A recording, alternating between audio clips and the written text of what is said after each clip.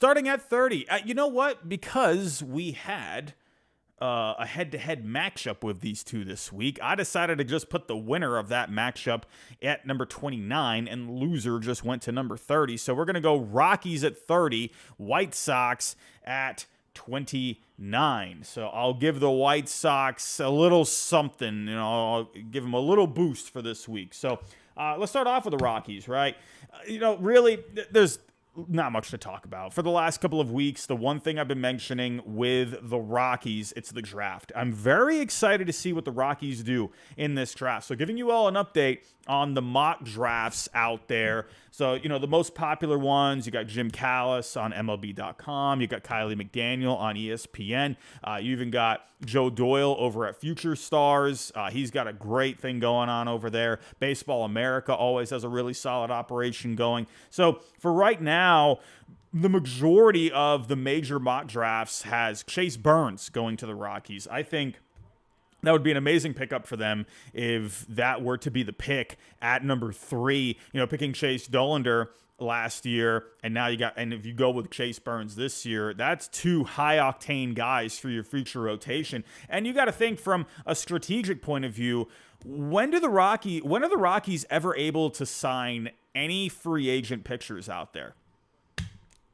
You're never going to, right? Because pitchers don't want to go to Coors.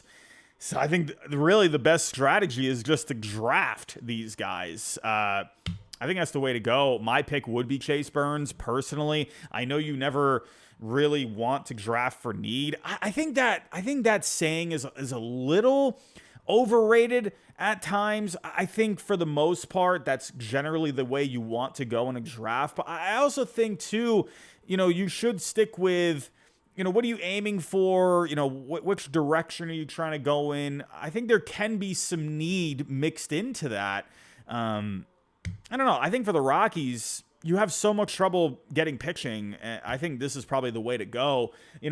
Let's see, Jim Callis, he actually had Charlie Condon falling to the Rockies. Condon should go in the top 3. I would imagine he's going to. I don't know if he's going to go number 1. I don't know, because of the way that Cleveland is looking like they're looking to maybe cut a deal, maybe go for a bit of an underslot, because they do have another pick for a compensation pick not too long after. So it looks like that's the way the Guardians are going to go. So I don't see Condon going for an underslot kind of a deal. We'll see. But Callis has him going to the Rockies at number 3, and the McDaniel, Baseball America, they have him. They have Chase Burns, and then Joe Doyle. He actually has Jack Caglione going at number 3. So the Rockies are going to be really interesting. I think they're in a great spot. I think either way, whatever pick they end up getting, I think it's going to be a win for them at the end of the day. But keep your eyes on mock drafts. I'm sure we're going to see some updates here in the coming weeks. I also just did my mock draft. Go check that out. Go see what you think, and leave me a comment over on that mock draft. Tell me what you think. I will probably do another mock draft, not this coming week, but early next week. So keep an eye out for that. So let's go to the White Sox here. For the White Sox, really the biggest piece of news here for Chicago is Garrett Crochet. There was a report this past weekend that there was some kind of a contract extension discussed, but couldn't reach an agreement. So it's looking like the White Sox are primed to be looking for a trade for Garrett Crochet. Go back to the beginning of the year. I mean, never would I have thought the White Sox would deal Garrett Crochet with as much control that he has until free agency. I mean, my goodness. I never would have thought, right? I thought that's a guy that you build your rotation around. But when you really look at the White Sox, when you look at the health of the organization, sure, they've been pumping in some prospects here, going back for a little bit. But in my opinion, I don't think they're there yet. I think they still really need to beef it up. They do also have the 5th pick coming up in the draft. Let's see what direction they go in. I could talk about that for a while, but I'll keep clear of that just to save time. But for the White Sox, Garrett Crochet, he's going to cost a lot. Like I said, he has a lot of control until free agency. Combine that with the fact that he's not making much money per year. So the fact that you get a guy like that on the cheap, I mean, with how good he is, I mean, yeah, you're going to have to pay a lot. So I think the Orioles, in my opinion, are in a prime position to deal for Garrett Crochet. Look for the Padres. They've been connected with him. They're all, AJ Preller's always aggressive over there. I mean, really, when the Dodgers, you always got to think of them as they're waiting in the shadows because they have prospects. They always got prospects to deal. We'll see. We'll see for Garrett Crochet. There are teams that definitely could use him, but I'm not sure if they have the prospects to get it done. We'll see how that goes, but expect the Garrett Crochet rumors to be heating up over the next several weeks. So let's go to number 28. We got the Oakland A's. Paul Blackburn, he's been throwing a little bit, had a bullpen session this past weekend. That could be a trade deadline target. That's a guy when healthy. He could be a decent piece in the back end of your rotation. So look out for that. And then I'll bring up the mock drafts once again with Oakland because they have the fourth pick overall in the draft. Jim Callis over at MLB.com. He actually has Braden Montgomery going to the A's at number 4. If Travis Bazzana does not fall to Oakland. Callis is still on the train where he thinks Bazzana is going to go number 1. It's interesting. Callis mentions the underslot kind of thing because really when you look at it, in my personal opinion, it's either going to be number 1 for Bazzana or it's going to be number 4 for Oakland. Cincinnati, in my opinion, like I said, you don't necessarily go for need all the time. I think there's times where it's appropriate, but I think for Cincinnati, you already just have so many young infielders there. I just wonder if Cincinnati goes that route. They could for sure. Obviously I think he's gonna be a good hitter, but I could see Cincinnati going another route, either an outfielder or a pitcher, just because they have so many infielders in that organization. And then the Rockies, I think the Rockies could be a pretty good fit for Bazzana if he were to go there. When it comes to the middle infield, right, you got Tovar, you got Amador up the middle. That could be your long-term up the middle there. So could you go with Bazzana? Sure. But I could see the Rockies, again, focusing on the pitching because they just have such a hard time getting pitching over there. So I think Bazzana, in my opinion, I think he's either going to go number 1 or number 3 or number 4. I could see Bazzana maybe going to the Rockies. I think that could be a pretty good fit because that's just such a good bat. Either way, it'll be interesting to see how that goes. But Braden Montgomery for the A's, I know he just got injured in postseason play in college, but Montgomery, I think that guy has just such a big potential bat there. I think that'd be pretty good for Oakland if they were to get him. But all the other mock drafts, they all have Bazzana going to Oakland at number 4. So we'll see. We'll see what happens there. Oh, I'm getting so excited for the draft, everyone. I can't wait. At number 27, we got the Marlins. Not really much to talk about with the Marlins here. I'll keep this one pretty quick. Really the only piece of news that I have for the Marlins this week is that, I hope I'm not botching this, Valente Belezo with his first career start this week for Miami. 5 innings, 0 earned against the Royals. They did lose 2 out of 3 to the Royals. But not really much to discuss on the Marlins front. Again, we're kind of just waiting for the trade deadline to come up here. They're definitely going to be selling off some pieces. The big thing, the big player to pay attention to there, Jesus Luzardo. Is he going to be healthy enough? Is he going to be on track with his rehab enough for the Marlins to be able to convince teams to get a good enough package back for him? You got to think, man, that's like a total bummer from the Marlins' point of view. You could also look at the idea too, if you take your time with Luzardo, you don't rush him back, make sure he's healthy. He gets a few good starts in towards the end of the year, and then you can trade him in the offseason, and then he'll still have a couple more years of control. So, I think it would be from an entertainment point of view, I think it would be disappointing for Luzardo to end up staying in Miami, but I could totally understand why he would end up staying in Miami, because teams, I think, could use the injury, because he's had, the elbow issue. Now it's the back. So I could see teams using that as leverage to get the price down, which totally understandable. So I could see the Marlins just waiting until the offseason for that. So how about the Angels? They're pretty hot lately, man. How about these LA Angels, man? Wow. Let me actually just make sure I have this correct. Because at one point, I think they had won 6 straight games. So, yeah, they did lose today, but 7-3 in their last 10. They got red hot there for a little while. The offense got pretty hot. They were 6 overall this past week. Taylor Ward, Rengifo, hitting great. For the Angels, sure, they're hot, but still, they're way out of this thing. 9.5 out in the wild card race. So, I think for Ward and Rengifo, them getting those bats hot, that's only going to be a good thing for the Angels at the end of the day. I think those two are going to be prime trade deadline candidates. Look out for them. Also, Mike Trout looks like he's going to be back soon. He's saying he's pain free. It just felt like not too long ago where I think I mentioned last week that Mike Trout hadn't even started running yet or whatever. And I'm thinking, when the heck is this guy going to be back? What's going on? But now all of a sudden, he's pain free. So that's good news. The quicker we can see Mike Trout back on the field, the better for everyone involved. So, also Davis Daniel, number 26 prospect in the Angels system, made his first major league start this past week. 8 shutout innings, 8 strikeouts. How about that? Not too bad for your first major league start. Let's move on here. We got the Blue Jays at number 25, splitting both of my Red Sox. One of the games got rained out. They will be making that up, I believe, late August. I could be wrong on that. But then they split 2 with New York this past week. The offense has really been hot lately for the Toronto Blue Jays. Let me actually just get an accurate number on that. Let me see. The Blue Jays in the last 7 days. The Blue Jays offense...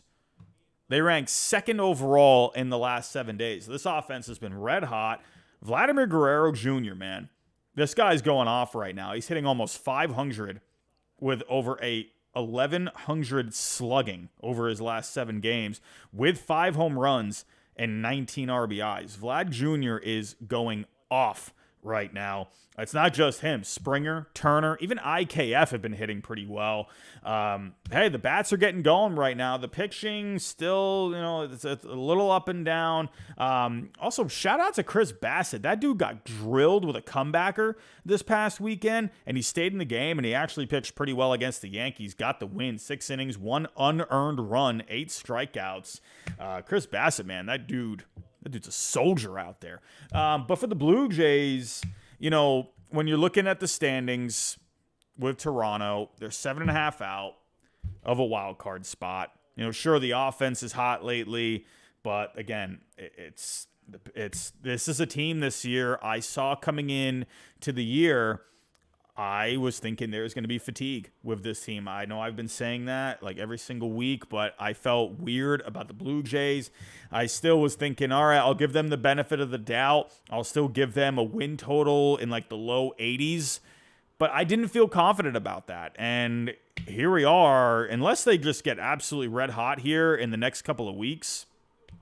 I don't know, man. I think the Blue Jays, you really have to consider a trade for Bo Bichette, Vlad Jr. I know Ross Atkins has come out and said it makes no sense to trade those guys. Listen, I don't believe any general manager, president of baseball operations, when they come out and say stuff like that, I don't believe it. I just don't, because they will put that stuff out there for leverage, because teams are going to look at where they are in the standings, and they're going to give them a call, quick little buzz, say, hey, you guys stink.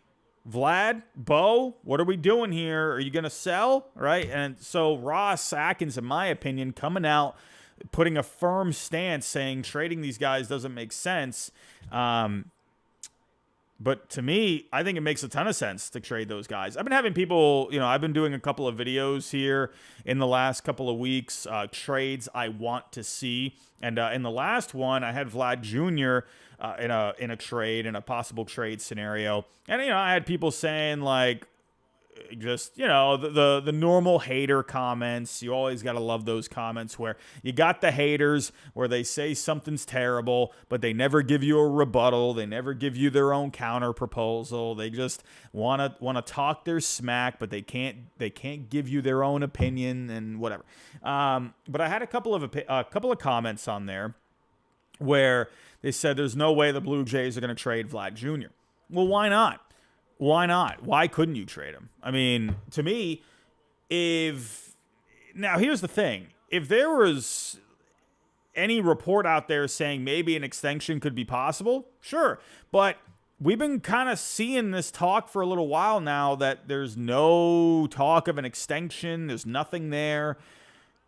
When you just look at the Blue Jays, man, and you just look at, you look at a farm system that could use some prospects, why couldn't you trade Vlad if you get a good enough package back? Now, considering the fact that his value is going to get cut a little bit because of the lower value position playing first base. Listen, I know you can disagree with that if you want. That's just a fact. If you play first base, your value is just going to go lower because there's not enough value at playing that position. Now, with the bat, yes, he's been red hot. He's looking like he's getting, at least somewhat kind of closer to what he was doing a few years ago. You have to weigh the track record very heavily with Vlad Jr. When you take a look at the last couple of years, they've been down numbers. Yes, he's hitting really well right now. I think if he keeps hitting like this over the next couple of weeks, or not even up to fully this level, even if he's just still hitting well over the next couple of weeks, I think people in other organizations, they're going to be convinced, hey, okay, this guy, he could really help us out. I think if a good enough proposal comes on the table, why couldn't the Blue Jays trade him? I definitely see an argument for extending him. I mean, why not? Let's try and get an extension worked out. I would like for him to stay. I want players to stay with their teams long term. I miss those, like the Jeters, right? I want these guys to stay with these teams for their careers. I would like that. But from a roster, construction point of view, if he can bring you back something that could be very valuable for the future, you have to weigh it. You just have to, And Bo Bichette, too. Bo Bichette, if I were to pick one of the two, I could definitely see Bo Bichette getting traded. I more than Vlad Jr. because, again, that positional value. Bo Bichette, people are going to say, oh, he doesn't play good shortstop. He's not a good defender out there. He gets the job done, right? It's going to be maybe a little bumpy at times, but he's still going to play shortstop for you. So, and at the end of the day, it's not easy finding a shortstop that, can take that position go play the position every day, right? So he's going to give you value there. He's had the track record, of course. He does need to get the bat going. I really do think if they see something, something mechanically with him, something timing-wise, something, the way these teams are, with how they can look into these guys, and if they see something they can fix, I think a team will pull the trigger or make a good offer for Bo Bichette. Like, for example, the Dodgers. I know that's a popular trade destination for him, but if they see something where they're like, okay, you see what he's doing there? That's what's messing him up. Let's get him over here. Let's get him back on track. And then we're going to get that Bo Bichette that we've seen the last several years for our team. So I could see Bo getting moved more than Vlad just because you're going to get more for Bo at the end of the day. We will see. But he also said this past week he would not be surprised if he's traded. I think that says something, man. I think that says something. So, but for the Blue Jays, I don't know. Unless they get red hot here and they close this gap pretty quick, I think they're well on their way to being sellers. So, number 24, we got the Rangers. Oh, boy.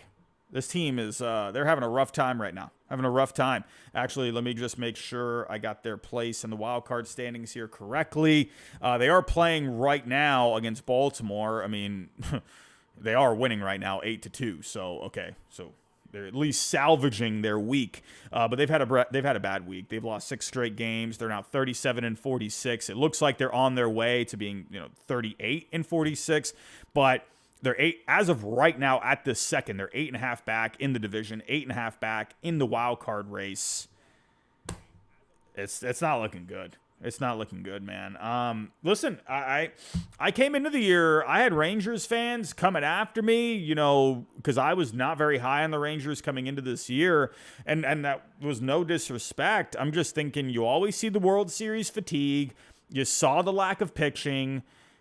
This is kind of one of those years where the Rangers, man, when you lack the depth of pitching and you're just going to have those injuries after a World Series run, it's just how it is, sorry to bring up my Red Sox, but 2018, we were, Red Sox fans were so high on them going into 2019, but a part of me was like, man, it's anytime you're a defending World Series champion, it's always hard. It's just, because you're not just playing a 162.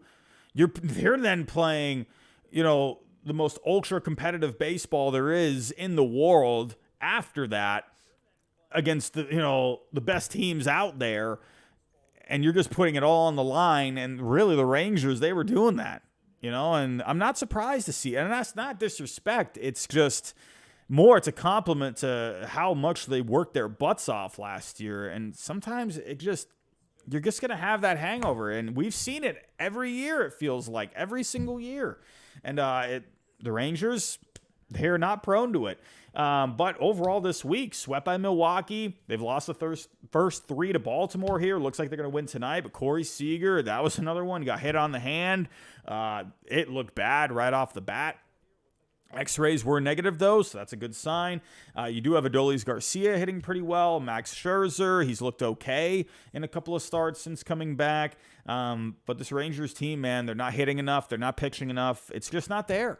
It's not there for the Rangers, and I'm sorry, Rangers fans. I'm not trying to, put a damper on your day, but I was trying to tell you, and you wanted to just yell at me and whatever, and no, the Rangers, they're fine, they're good, but it's like, Here we are. Number 23. We got the Pirates. This feels weird putting the Pirates here because a part of me wants them to be higher, but I'm not fully, I don't know, it's like I feel like they're just stuck at this top half of the tier. Maybe I'm wrong putting them here. Maybe they should be a little higher, but I don't know. Yes, they're getting amazing pitching. This pitching has been just so good over the last couple of weeks. They're actually first in Fangraph wins above replacement over the last couple of weeks. Paul Skeens looking great against the Braves. How about that matchup? Paul Skeens, Max Fried. But he went 6 innings, 1 earned, 9 strikeouts there. Luis Ortiz had a great start against Cincinnati, 6 innings, 1 earned. Keller had the win against Cincinnati. Jared Jones had a start skipped this past week. They're trying to manage the innings there, so no concern over injuries or anything. You got Brian Reynolds hitting well, but this offense is just not consistent. They need a bat. I guess Ben Cherington said something this week. They're looking within the organization to really improve instead of going out and getting a bat. I don't know, man. I don't know. I'm one of those. Maybe I'm traditional. Maybe I'm an old head, but in my opinion, when you got prospects and you got players that can go and help you, when you got a pitching staff like this, I don't know. I guess you could make the argument, too, even if the Pirates make it to the postseason, how much is Skeens going to pitch? How much is Jones going to pitch? What are the innings even going to be looking like? So is this fully the year for the Pirates to really go for a blockbuster kind of a move? I mean, you can look at the pitching on paper and say, yeah, that pitching staff looks great. They should go get a bat. But then you have to think about the innings with Skeens and Jones. I would love for the Pirates to go after Luis Robert. I would love it. It's a dream scenario for me. But I totally understand it when you just look at really the logistics of the whole thing. So I understand where Ben Cherington's coming from, but still, I just want to see the Pirates go do something.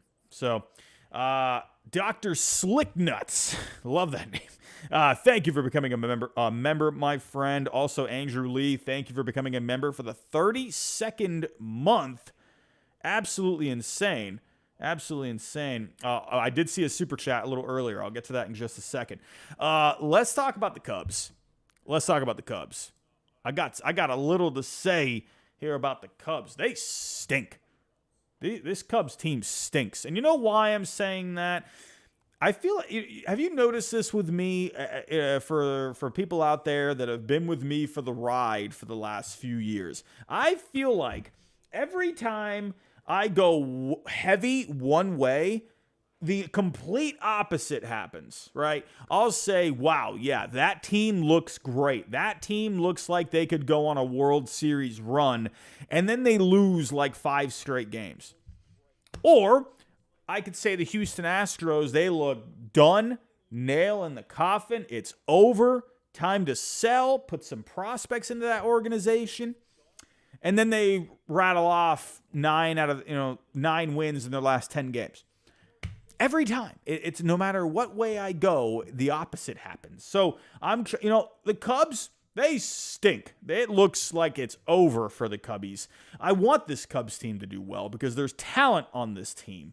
It's a team that should be able to make a playoff run. What is happening with this team?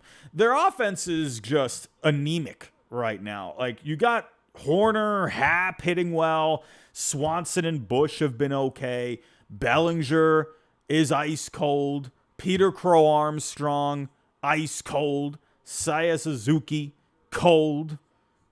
I mean, goodness, it's just such an inconsistent offense. I don't know what to say. I don't know what's happening here. I don't know. I don't know. You come into the year, you got Craig Counsell as your manager. Things are looking great, and nothing's working out. Now, I will say this. The pitching has really not been that bad for the Cubs lately. Justin Steele, quality start against the Brewers this past week. Imanaga had a quality start against the Giants. Hendricks looked pretty good against the Giants. Tyone, he gave up 4 against the Brewers, but he went 6 innings. But the offense is just not getting it done. It's very inconsistent here. Now, I saw a lot of people getting on to Justin Steele this past week, as well as Marcus Stroman. So why don't we just talk about those two right now? I love it.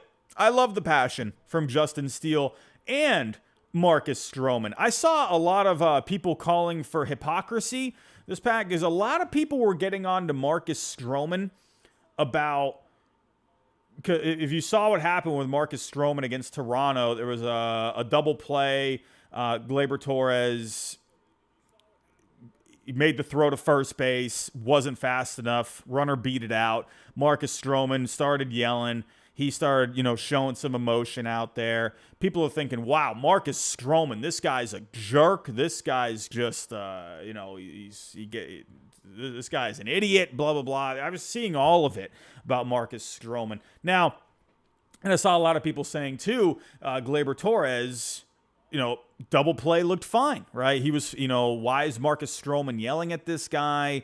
To be honest with you, it is a little nitpicky, but I have seen guys at second turn a double play a little bit quicker. I'm not saying Gleyber Torres was slow on the play, but I could see maybe there was like an eensy little bit of urgency that was lacking on it, like a smidge, right? I'm just saying, maybe it was all my years of Dustin Pedroia, watching Pedroia play second base, where that guy was just all hustle all the time. I'm not saying Torres was not hustling. That's not what I'm saying. I'm saying I've seen Pedroia over those years, right, turn a double play so quick, right? So maybe in the moment, Stroman thought it looked a little slow.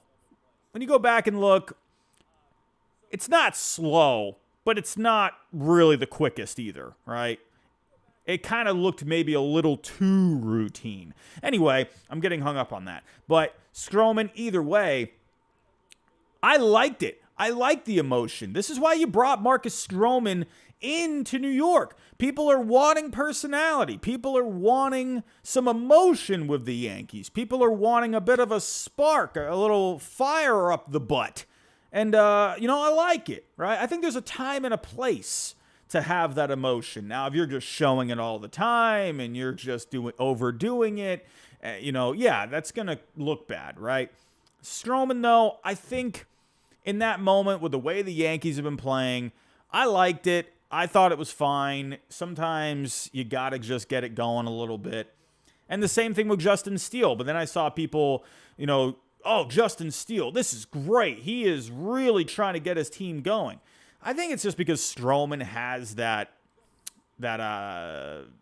reputation, right, where he's had outbursts before. So I think it's easy for people to go after Marcus Stroman.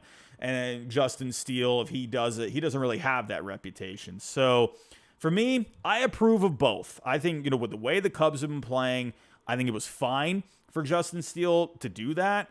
I've even seen, I swear people disagree just to disagree, to troll. I swear people do it. It drives me nuts. And I remember I saw someone comment on Instagram. I don't remember who posted the Steele clip, but he said, not once has anyone in life responded positively to someone just yelling like that.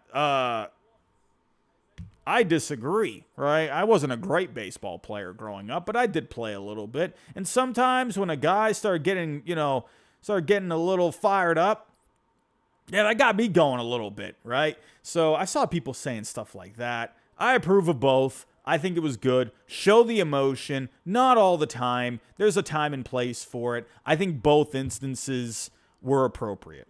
So anyway, that's my tirade. Number 21. So let's see if the Cubs can get it going. They got to get something going here quick, or we could be looking at the Cubs maybe being sellers, which is crazy to me. Could you imagine the Cubs selling? Ugh. Number 21, we got the Nationals. Bad week for the Nationals. Bad week. Swept by the Padres, losing 2 out of 3 to the Rays. Like I've said with the offense, this offense, they just don't have enough bats. Sure, you called up James Wood. Hey, that's great. I'm very excited to see what this guy can do. But C.J. Abrams, he's been the story of the offense for a little while now. He's had himself a good season. Red hot in his last 15 games, hitting .455, a .545 on base, a .764 slugging, 3 home runs over that time. He's having a great year. Starting pitching. They continue to get good starting pitching. Mitchell Parker, he was solid in a loss against the Rays. Irvin, he did pitch well against the Rays, 6 innings, 1 earned. Even Patrick Corbin looked pretty good against the Padres, 7 innings, 3 earned. Hey, the Nationals can pitch, man. They just don't have the bats. So let's see. But as of right now, when it comes to the standings, the Nationals in the wild card race, they're 4 out. I do think you're slowly but surely going to see them fade. They do got a couple of pieces maybe they could sell, but who knows? I mean, maybe this Nationals team, maybe they end up having a pretty decent week, and maybe next Sunday, maybe they're a couple games out. We'll see. But that is the end of the first tier.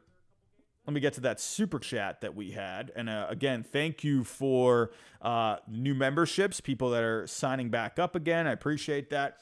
Drew 03499 super chat. Another couple of guys that got snubbed from the All-Star game are Joey Ortiz and especially Bryce Terang from the Brew Crew. So actually taking a look here, I think I'll be doing a All-Star game voting video. I might do that.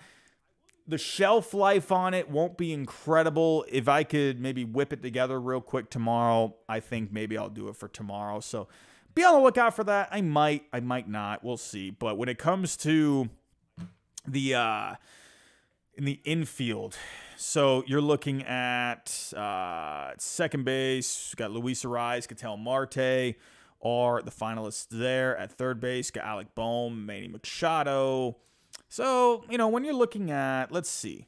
Let me go to the leaderboards really quick. Going to the National League. And, but yeah, I think Jackson Merrill should have been a finalist there. If you are looking at, so Bryce Terang, as of right now, hitting, coming into today, he was hitting .290, 354 on base, a .406 slugging, had 28 stolen bases, though. That's just incredible.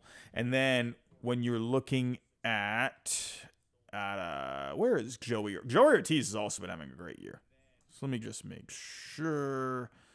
And then Joey Ortiz, I mean, when you look at him, he's 11th in Fangraph WAR. He's hitting 275, a 380 on base, a 455 slugging. So again, it's the All-Star Game voting. It's a popularity contest at the end of the day. This is where I think Major League Baseball, they need to really find some kind of a system where you are not including everyone on this ballot. Where it shouldn't just be a popularity contest, in my opinion. I could also see the argument where it's like, okay, we're obviously these guys are getting the votes, so yeah, they're the most popular players. They're the ones that are going to get the clicks for you, you know. So I get that part, but I also see too where, you know, try to push these young guys, right? So, yeah, I could definitely see the argument for Joey Ortiz being there, you know. I mean, he's, especially Ortiz, man, he's been great on both sides of the ball. How many games has he played at third base this year? 67 games at third. So, I mean, if we're looking at the third base leaderboards, I mean, he is number one right now in Fangraph wins above replacement, ahead of Alec Bohm. But you also have to remember, too, most people, they are looking at the offensive numbers. Defense is so overlooked. It blows my mind how much defense is overlooked. So, yeah, Joey Ortiz right now, Bohm is having the better offensive season. He has a better slash line pretty much across the board, except for the on-base percentage. Ortiz has a 380. Bohm has a 350. But Bohm, he's got the better batting average. He's got the better slugging. So, you know, but when you look at WRC+, Joey Ortiz is beating him there too.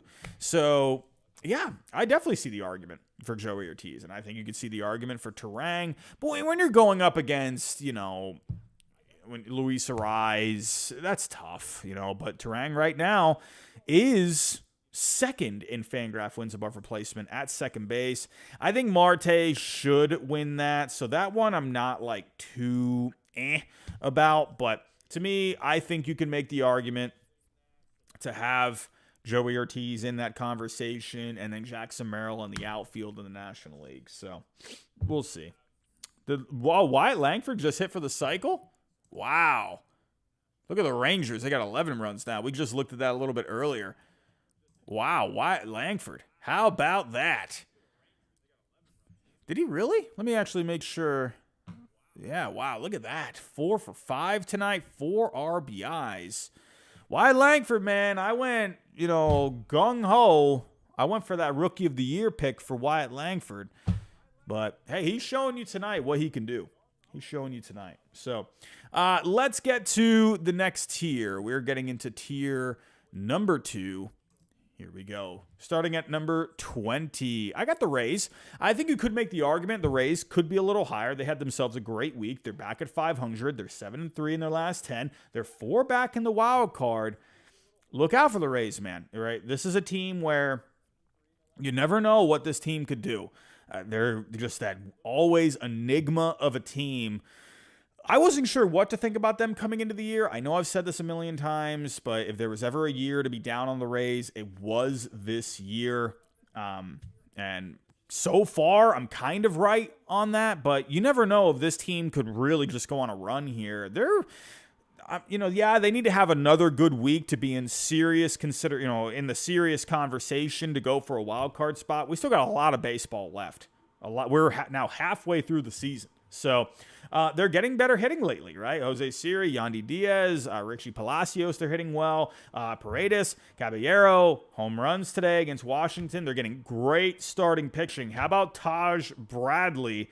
Whoa, Taj Bradley, he got annihilated at the beginning of the month. He gave up 9 runs in 3 1/3 on June 1st. I forget who that start was against. But since then, Taj Bradley has been going on a run.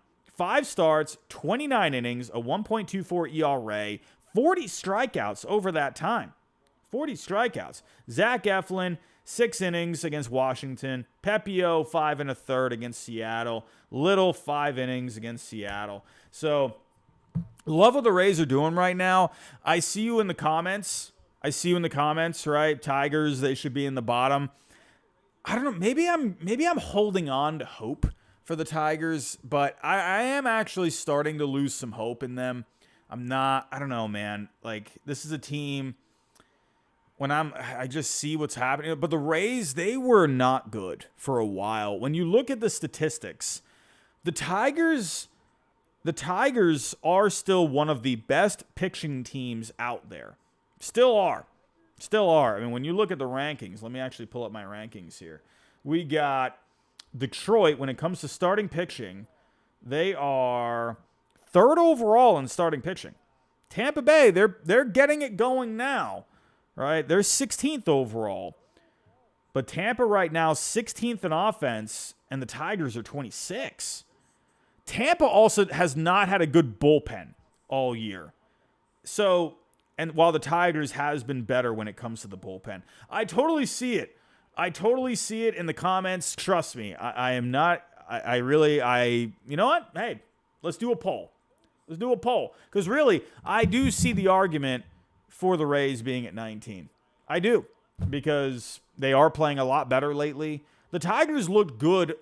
I'd say they looked good early on. They didn't look great, but they looked okay, right? While the Rays were not looking good. But lately, it's been the opposite, right? The Tigers have just been miserable lately, and the Rays are getting it going. So I could see where recency, I don't want to say it's recency bias, right? I guess that's what it is, right? But when you look at how they've been playing lately, it's really, at the end of the day, we all say to ourselves, well, what have you done for me lately, right? So the Rays right now, they're doing better in that department. So, that's kind of where I'm at when it comes to the Tigers and the Rays, right?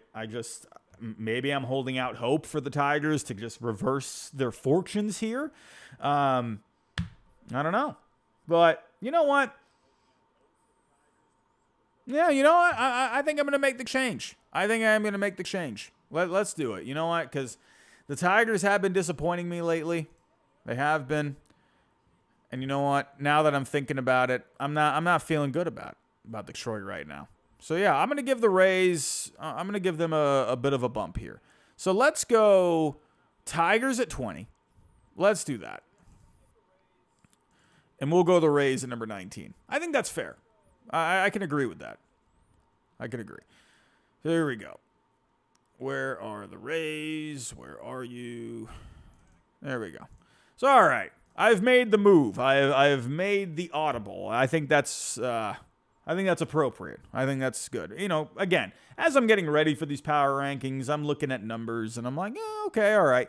But once I actually start seeing what all you guys have to say and talking about it out loud, it makes more sense as I speak about it. So let's get to the Tigers here. It's been miserable for the Tigers. My goodness. Let me actually just make sure I have the updated standings. They are now 8 games out in the wild card. And in the division, the division's over, right? I thought the Tigers were going to be so much better than this. I really did. I'm actually just stunned with how this has turned out. I thought they were going to be a division contender this year. And now they're not even in the wild card race. And now it's even gotten to the point where people are saying, oh, here we go, Tarek Skubal, time to trade him, right? Now Flaherty is easily a trade, another year of being a trade candidate after just signing with Detroit. I'll be honest, I think Detroit came into this year, they thought, all right, we can win this division. But Cleveland said, hold on a second, we're still here. But taking a look at the Tigers, this past week, losing 2 out of 3 to the Phillies. They were able to pull it off today, right? But the Angels took the first 2.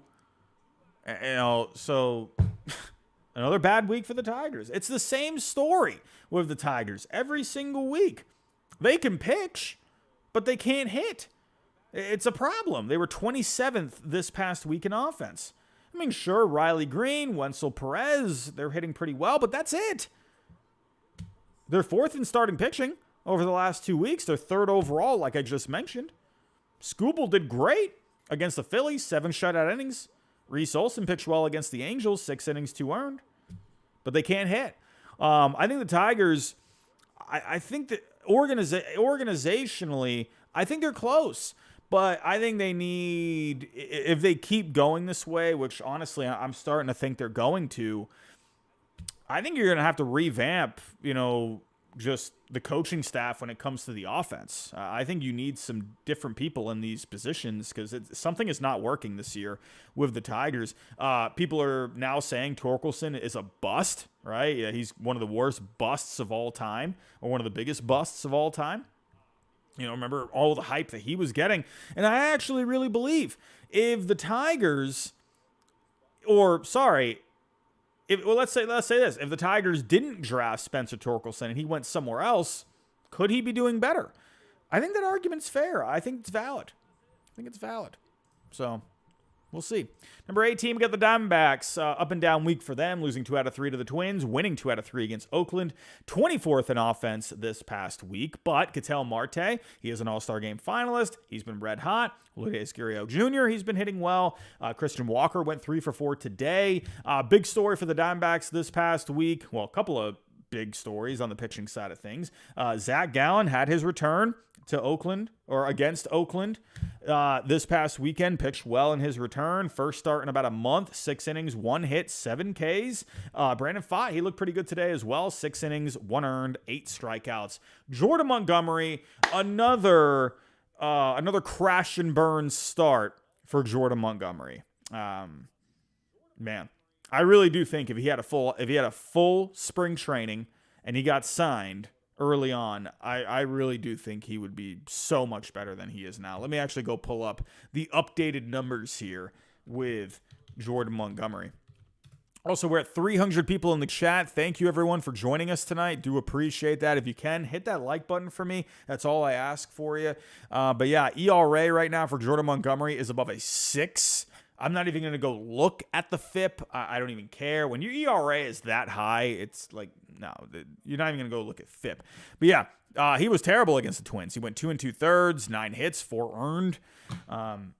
What a bad signing it's been, right? And I think teams now and agents out there, they're going to look at what happened this past offseason and they're going to be like, yep, nope, we're not doing that.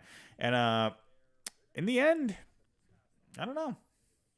Well, I think in the end, Jordan Montgomery, I think he obviously wanted to go somewhere sooner. And I think the biggest telling sign of that was the fact that he switched agencies, right? He got rid of Boris. I think that was the biggest sign of all. Because Montgomery, at the end of the day, this was a guy that was viewed as a consistent pitcher, someone that you could put in the middle of your rotation and he could help you anchor that rotation and give you solid innings, a durable guy. And really, I think, in my opinion, I think Scott Boras really screwed him over at the end of the day. Because now I still think he's going to get the benefit of the doubt when he goes into free agency next offseason. And actually, does he I'm going blank on the contract with Jordan Montgomery. Does he have he has a vesting option. So it vests into a player option. I'm guessing that's not going to happen at the end of the day. Well, actually, it's a vesting option for, I think it's innings, right? How many innings is it?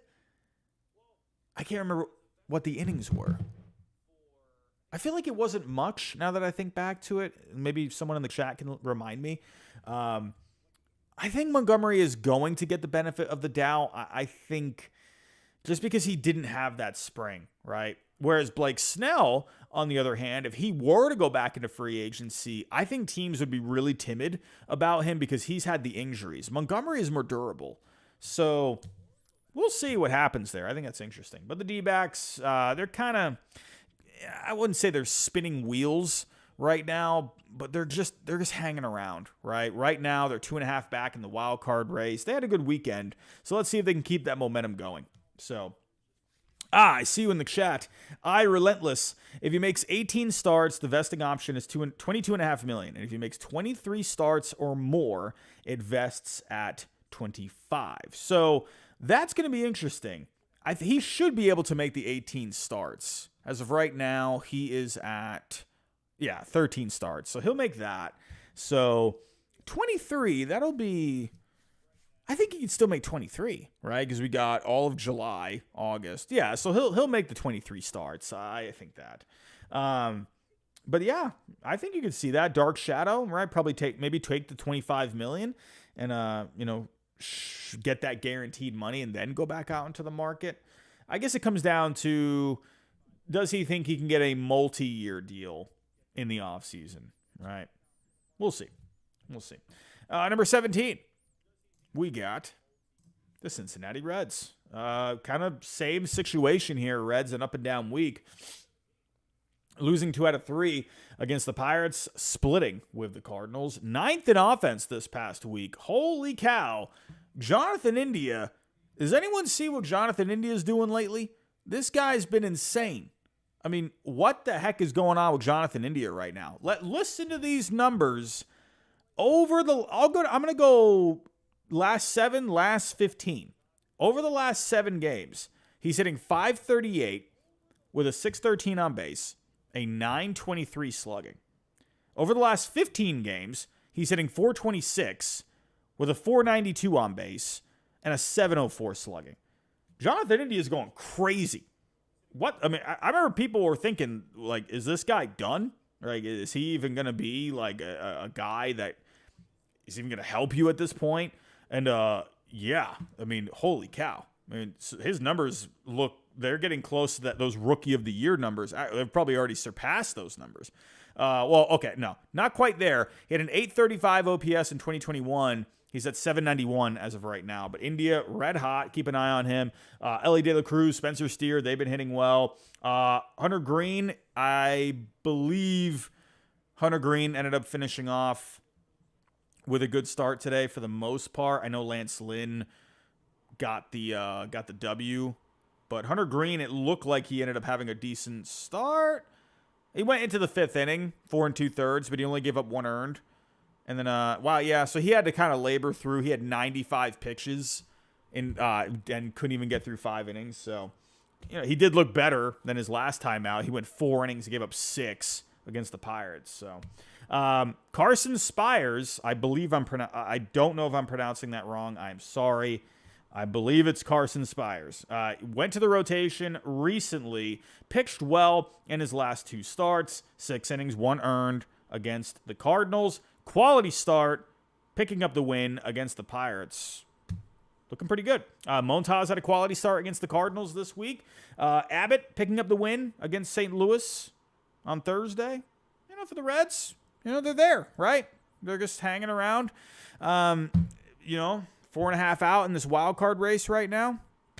And then when you're looking at the division, it's funny with the Central divisions, they're usually so much closer. But no, the Reds are 11 out in this division right now, so they're 4.5 out in the wild card. So they're hanging around, but they need another hot streak here. We got another team that's hot though. We do got a team that's hot. We got the Giants picking up some wins, picking up some W's lately. Winning 3 out of 4 against the Cubs this week. Winning 2 out of 3 against the Dodgers this weekend. 21st in offense in the past week coming into today. But holy cow, did anyone see what the Giants did today? They hit 10 doubles today. What the heck is that? Chapman heating up. He had a home run today. Soler, Bailey, Elliot Ramos, 2 doubles each today. Giants offense is going crazy today. All right, getting some pretty good pitching as well. Over the last 7 games, the starting pitching has a 4.28 ERA, but the FIP is a 3.30. So they're pitching better than what the ERA is saying. Spencer, is it Bivens or is it Bivens? I'm going to guess Bivens. I am sorry. I did not catch the name being said out loud. But he had his first career start. 5 innings, 1 earned against the Dodgers. I mean, man, first major league start against the Dodgers. Pulling off a pretty decent one like that. Not bad. Logan Webb, he pitched well in a no decision against the Dodgers. 7 innings, 2 earned. Good week for the Giants, man. And they're right there in this wild card race. Taking a look here, they are 3 back in this wild card race right now. So, again, this is a team that has talent. I don't think you should sleep on this Giants team right now. I've been waiting for them to go on a bit of a run. We will see. Here we go. We're at the halfway point. How about that Jose Iglesias concert? I can't get over the I've watched baseball for so long. I know I don't want to say for like so long, like I sound like a, sound like a guy who's been watching for like 50, 60 years. For me, I watch like 25 years now. I have never seen I've never seen a player put on a concert. Like, that is just mind-blowing to me. Like, I don't even care if anyone liked the song or didn't like the song or whatever. I thought it was kind of catchy. I didn't think it was bad. That was just crazy to me. Like, that's so funny. Like, what the heck is going on with this Mets team, man? You had Grimace. You've got a concert with one of the players. I mean, I don't know, man. I don't know. Yeah, oh, man, are we getting Mets fans complaining in the chat? You don't like number 15? I'm sorry. I'm not putting the Mets higher than this. I'm not. I'm good with 15. I'm good with that. You just lost 2 out of 3 to the Astros this past weekend. You swept 2 against the Yankees. That's good. Yeah, they're red hot. But listen, they were not doing all that great not too long ago, right? They were much lower here. 15th right now, I think, is completely appropriate.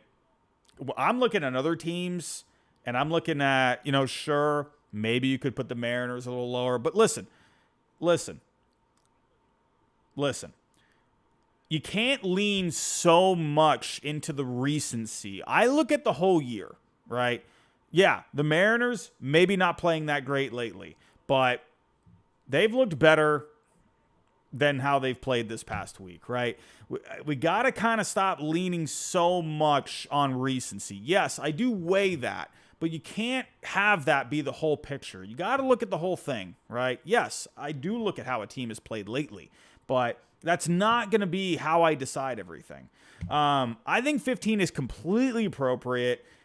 I'm not even going to debate that. Like, I just think, yes, they're playing great lately, but they were in the 20s not too long ago on the power rankings. I mean, the fact that they're 15th right now, this is way better than what they were doing. I think just a few weeks ago, I had them at like 23. So 15, I think, is completely fine. Again, they're trending up. I'm all about the trends, right? When it comes to power rankings, I don't like to just go from like here to here, right? I like to trend. That's the more appropriate way to do it, in my opinion. Maybe there's some circumstances sometimes where maybe you could make a really big jump, but I think here a trend is always going to be better. Anyway, getting back to the Mets, I have good things to say about the Mets, even though people might not like it. Francisco Lindor, he's red hot. What happened to all the people that were saying Francisco Lindor was overrated? Where are they? I don't see them anywhere. Where are the Lindor haters? Francisco Lindor has been amazing lately. Let me actually pull up the numbers just to make sure I got those correct. This guy's been hot. I mean, my goodness.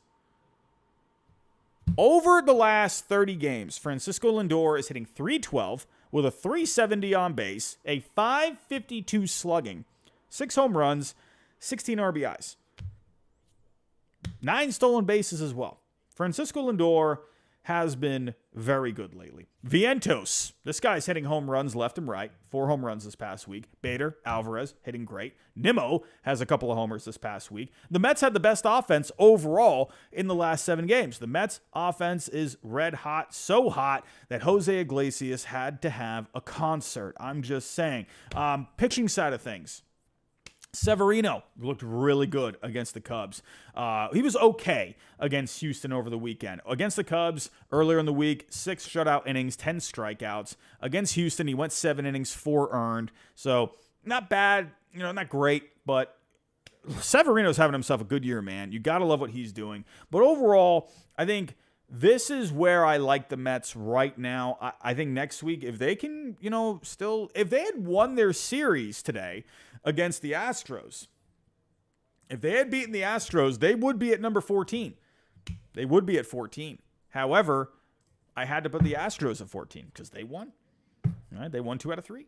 So winning both against Colorado and 2 out of 3 against the Mets. Astros, they haven't just been hot for a little bit now. They've had a great month. They're 17-8 in the month of June. Finishing it off, obviously, today. They're now 42-41, 9-1 in their last 10 games, 3.5 back in the wild card and in the division, 4th in offense this past week, 5 runs in the 11th inning today against the Mets after a 3-hour rain delay. I don't know what it was. I just felt like that was going to happen. I don't know. I would love to see if there's a stat. How do home teams do after a rain delay in extra innings? I don't know why. I feel like with the Red Sox, after a rain delay, I feel like they always tend to go cold. And maybe that's just me. I could be completely wrong about that. I just thought to myself, oh, man, the Astros are just going to come out firing after that rain delay. And it happened. Sound FX, how you doing, my friend? How you doing? I see you in the chat. Not to mention the Astros were near the bottom of the Major League Baseball at the end of April. They're now not only at 500, they're in second place for the AL West. Listen, and I forgot, and I said this earlier in the show, I owe an apology to Astros fans all across the land. Listen, I still will make the argument that there's an argument to sell some pieces, right? I mean, if they can't fully close the deal, if they fall a couple of more games back in the next couple of weeks, let's say it's July 23rd, you got 7 days until the deadline, and the Astros are 5 out, then I think there is an argument to sell. Right now, yeah, no, that is no longer in the conversation. Right now, I'm still going to hold out for it. This Astros team looks good. The pitching has been a lot better for a little while now. And taking a look here over the last couple of weeks, 12th in Fangraph wins above replacement in starting pitching. Hunter Brown, I included him in the Astros most disappointing player segment of that video. I think I went with Jose Abreu. And then I also talked about Hunter Brown. Ever since then, this dude has been going off. Against Colorado, 6 shutout innings. In his last 4 starts, he's gone 4-0, 25 innings pitched. ERA at 0.36, 10 strikeouts per 9. Hunter Brown has been fantastic. Listen, I'm just saying, I think I have an effect. I don't know what it is because it happens all the time. Every time I say someone is doing good or bad, the opposite happens. It always does. I don't know why. I hate that. But good for him because they needed him this year, right? Arrighetti, he looked great against the Rockies. 7 shutout innings, 10 Ks. Valdez wasn't very good against the Mets. So, but in the end, right now, vibes are good. Now, the question is, can the Astros keep this up? The starting pitching, they haven't just had one good week. They've been kind of rattling off a few good weeks here. Let's see if they can keep that consistency. They need the consistency. Once the pitching got themselves right, that's the big reason why they've had this turnaround. The offense was always there. They had one of the better offenses in baseball. The pitching was just ruining them. So good for the Astros. Let's see if they can keep this up. At number 13, I do have the Cardinals, but we're going to do a poll, everyone. We are going to do a poll. I have the Cardinals here at 13. However, I am going to do a poll because I have the Mariners at 12. In my opinion, I think there is an argument for one of these teams to be at 13 and one of these teams to be at 12, and I think you go either or. I have in my when I crunched my numbers, it was a deadlock tie. Mariners, Cardinals, when I put in all my stats and whatnot on Excel and I crunched it, they came out with the same exact score. The Mariners and the Cardinals, just saying. The Cardinals had the better week, 2 out of 3 against the Braves. They split with Cincy, but the Mariners had a bad week. Losing 2 out of 3 to the Rays, losing 2 out of 3 against the Twins. Luis Castillo batted today. What happened with that? I only saw a picture. I didn't fully read into that. But we are going to do a poll. And did we get to 200 likes? Did we do it? 200 likes. Did we get there? We're at 180. Come on, everyone. Help us get to 200. We're so close. But we're going to do the poll. And here we go. Who is at number 13?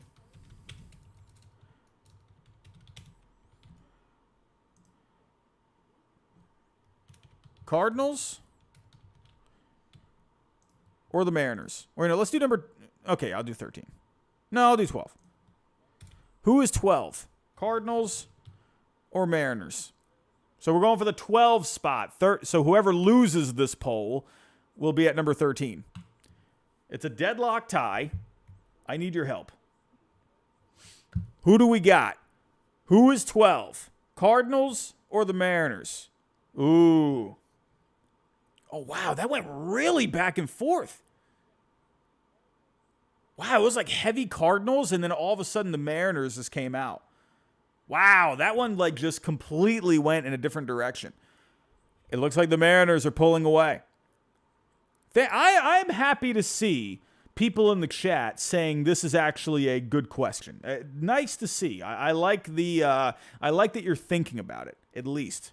So we're at 92 votes, 54% for the Mariners. I'll stop the poll at 100 votes. I think so. It looks like the Mariners are going to win this poll. All right. Well, we're going to stick with where I had it. Mariners are number 12. All right. That's that. That is that, everyone. 100 votes. The Mariners get the 12th spot. All right. Well, that's how I had it originally. But I think there is an argument for the Cardinals to be in that spot. The offense has been a bit up and down. They're 18th overall. But Siani, Donovan, Carpenter, they're hitting well. Contreras, Goldschmidt, Burleson, Gorman, Wynn. They are cold, though. Goldie did homer yesterday. So Goldschmidt, that was one guy I thought in the beginning of the year, man, this guy, where is he going to go? Could be a good trade candidate, but not at this point. They are getting some pretty good starting pitching over the last couple of weeks. ERA is at a 4.63, but the FIP is at a 3.81. So keep that in mind when it comes to the Cardinals pitching. Gray, Liberatore, Lynn, Piante. I'm sorry if I botched that. Is it Piante? I think it's probably Piante. All earned wins this past week. Lynn pitched well today against the Reds, 6 shutout innings. Gordon Graceffo with his debut, the number 8 prospect in the Cardinals system, 4 1/3 innings of relief this past weekend, 1 earned run. So right now, yeah, the Cardinals, they are playing better than this Mariners team right now. I think the reason most of you, or the majority of you, went with the Mariners is because we know there's potential with this Mariners team. We know how good the pitching is, right? They're 5th overall in starting pitching. Gilbert, he pitched great against the Twins this weekend. Kirby was awesome against the Rays. Miller, he was also good against the Twins. Castillo, actually, what was Castillo's line today? Let me make sure. Well, let me make sure I have the final line correct. I know the Twins won today. But Castillo, he was fine. He went 5 innings, 3 earned. But you want more out of Castillo. He hasn't been great lately. But overall, the Mariners are getting good starting pitching for the most part. They're 5th overall in Major League Baseball. The offense. Listen, there comes a point where, I know the Mariners could get hot, right? We all know they can get hot. We all know the bats that they have in this lineup, right? You got Cal Riley, J.P. Crawford hitting pretty well lately. Garver had a couple of home runs this past week, but Julio Rodriguez, Ty France, Rojas, ice cold lately. Only got 3 runs today. You're gonna have to, I think, get to a point here with this Mariners team are they going to be consistent enough to be a team that can really, really do something this year, right? Or are they going to be this team that's just hanging around? Like, maybe they can get into the top 10 some weeks. Maybe be like, maybe 10, 9, maybe even push the envelope. Maybe get to that 8 or 7 spot. But are they going to be this team that's kind of hanging around in the 12 to 8 range? Is that what they are? Because, like, are they good, but just not good enough, right? This offense, at the end of the day, yeah, they could probably get hot a couple of times here and there. We saw it last year when the Mariners, they just busted out of the gate after the All-Star break. But how many times have we seen this Mariners offense just go cold? It's happened countless times, right? They get hot, but then they just go cold. I don't know. I'm starting to think, and now there was a report today that the Mariners are going to be looking for a bat. Does it even matter if they get a bat? Because I really think at the end of the day, it's something organizationally here, because this offense, even going back to last year, it's just not consistent. It's not. They strike out too much. They got rid of their, I forgot what the name of the position was, like the head of offense, or their offensive strategy person, or whatever the title was. I'm sorry, I'm going blank on it. But they got rid of that guy. But they still strike out a lot. I don't know, man. I don't know what to say about this Mariners team. I've had Mariners fans plenty of times in the chat just saying, like, man, you're just hating on the Mariners. And it's like, I'm really not. Like, I would like for this team to do something. They have the pitching, but they just don't hit consistently. I don't know, man. And you just had a bad week, and that doesn't help you. So the Mariners, I got them at 12. It's not really a lot to say, but at the same time, you have a lot to say, if that makes sense. I don't know. I got my Red Sox finishing out this tier, splitting with the Blue Jays, losing 2 out of 3 to the Padres this weekend. The Red Sox, they were looking really good there for a while.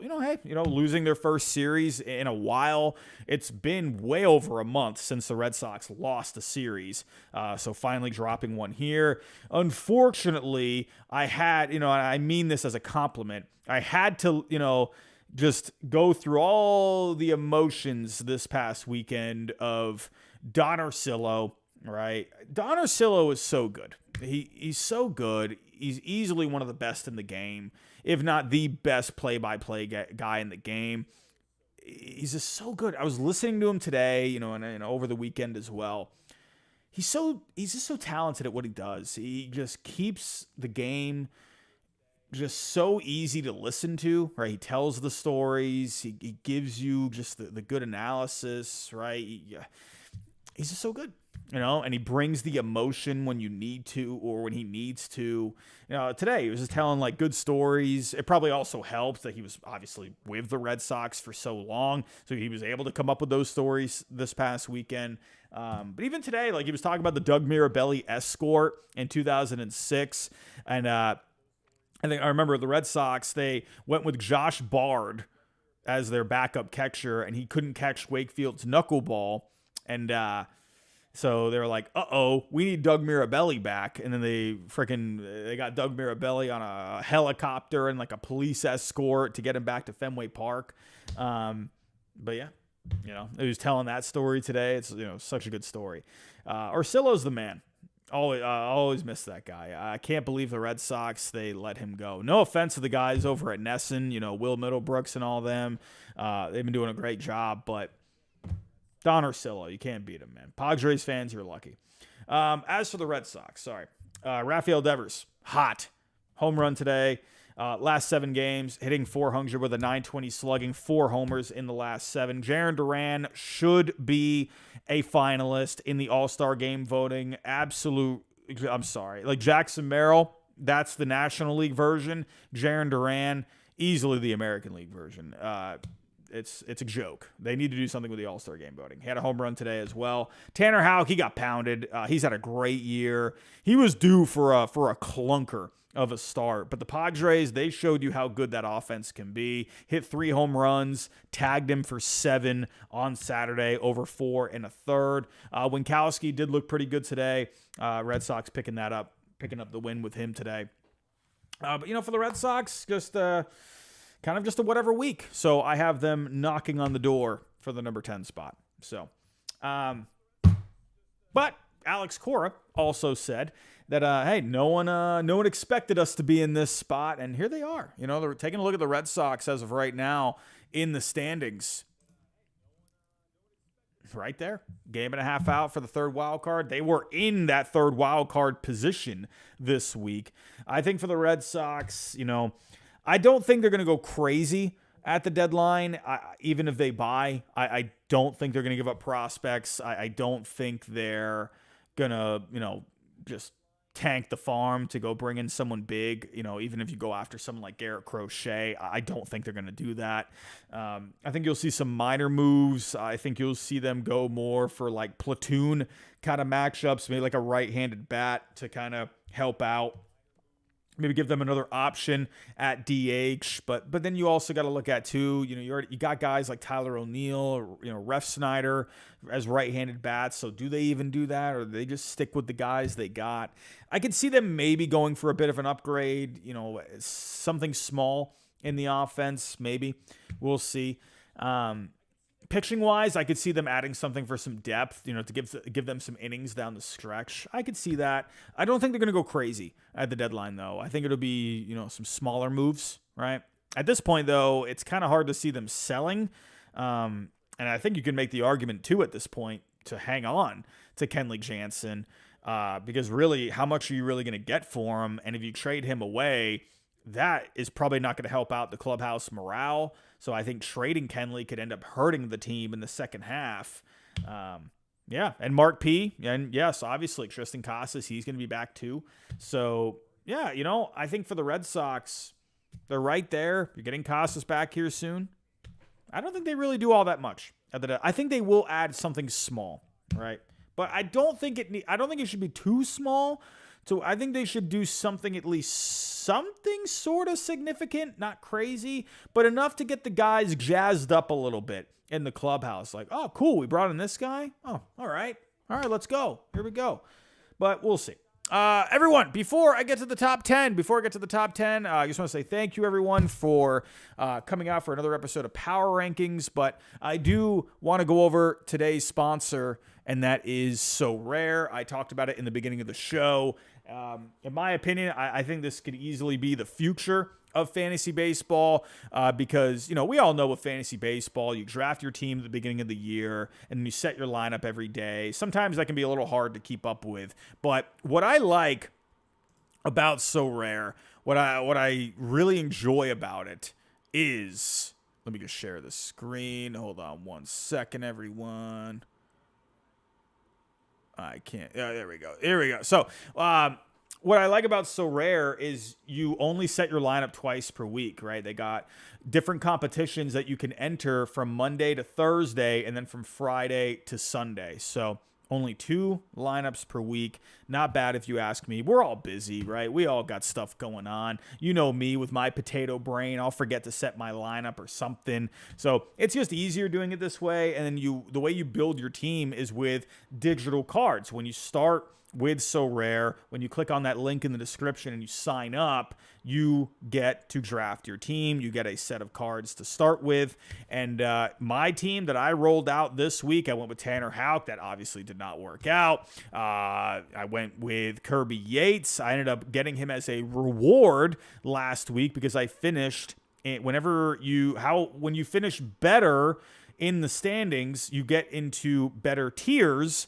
And the better the tier you get into, the better card that you can win as a reward. So I got Kirby Yates last week, and unfortunately, he didn't do anything for me this past week. So when it comes to guys that gave me some production, Brent Rooker was okay this week, but didn't really get anything else, right? Bad week from Jordan Westberg. Houck didn't really give me anything in that start. Volpe, he was okay. Holmes was all right. But overall, I finished in the 4th tier. I'll win a card from that, but it's probably not going to be great. So, but again, the better you do, the better the cards you can win. And, yeah, pretty self-explanatory. And they have a bunch of competitions, right? Right now, they just ended the All-Star Collection event. That was where you built a collection of players on the same team, and the more collections you could build, you could get possible VIP packages to the All-Star game if you finished at the top of the leaderboard. So that is done. But they always got new events coming around, different ways to win rewards. Like I said, VIP packages to something like the All-Star game or the Home Run Derby, even tickets to games, right? Or you can just win cards on So Rare to add to your team. So you can even go buy cards if you wanted to do that. So go check out So Rare. I've been enjoying it. I've been playing it, for quite a while now. And hey, I think it's a great way to play fantasy baseball. I think you will all enjoy it, and it's completely free. You don't have to pay anything. So to help support the channel, just click that link in the description below. Sign up for it. Go draft your team. Even if you want to go draft your team and you never play it again, simply just signing up, it does help me out a lot. So if you can do that for me, I'll love you forever. So everyone, let's get back to the power rankings. So we actually have a super chat coming in. We got a super chat. Jimmy Productions with a couple of supers. Trevor Williams to the Red Sox. Why not? So I actually thought about that too when it comes to the Red Sox. I've even been thinking about it with the draft a little bit. Even with the draft, right? I wonder if the Red Sox, kind of the way they've gone about, maximizing their pitching, getting the most out of their pitching. I mean, they've been getting a lot out of guys, out of names. You're like, who is that guy, right? Or like Justin Slayton, for example, this year. They picked him up, from the Mets, and he's been a really good piece for them in the bullpen, right? They've been able to really figure out what to do with these guys. So it almost makes me wonder in the draft if the Red Sox, they go with a position player in the first round, and then they focus on the later rounds to really, find some gems when it comes to the pitching. We'll see. I'm very interested to see what the Red Sox do with the 12th pick in the draft. If they did somehow, some way land with like Hagen Smith, I think he's probably going to go in the top 10. I would be ecstatic if they could somehow get that guy. But anyway, Jimmy Productions, $1.99, Trevor Williams to the Red Sox. Like, yeah, I could see like a name like Trevor Williams. He's not going to be the most sexy name out there, but he's a guy that's been pretty solid. Actually, I think that would be a really good pickup for them based on the year that he's had. I think a guy like that won't cost you a whole lot to acquire, I could see that. I think that's actually not a bad idea. Jimmy Productions, $1.99. What do the Red Sox need to add? What are the needs? I think, for me personally, I think pitching depth is actually something they should do. And again, I think maybe a right-handed bat could go a long way. I think a right-handed bat, someone that could play first base, I think could make a lot of sense. Like Pete Alonso would be like the dream, a guy that can go play some first and DH. And then you get Yoshida and Casas getting at bats as lefties, kind of going, obviously Alonso would get the majority of the time there. I don't see that happening with the way the Mets are playing. That's a dream scenario if that happens.